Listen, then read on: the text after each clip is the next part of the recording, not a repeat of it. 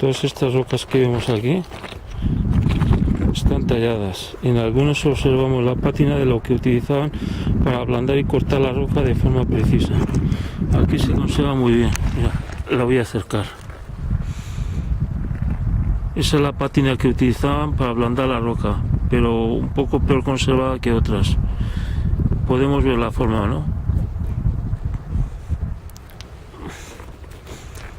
Está tallada de forma precisa, como todas las que vemos por aquí. Mira, otras rocas con la pátina. Esta se conserva mejor que otras pátinas. Al lado de la cantera esta, que posiblemente hayan sacado las rocas que hemos visto hace un rato, seguramente la hayan sacado de ahí.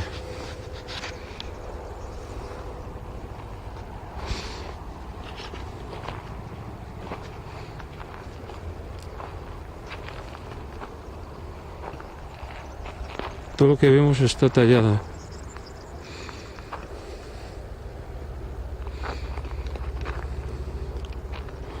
Ahí podemos observar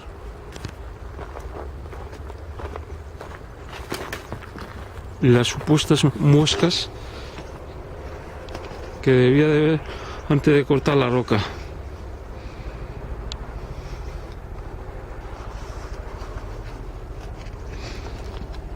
Lo voy a dejar aquí ya.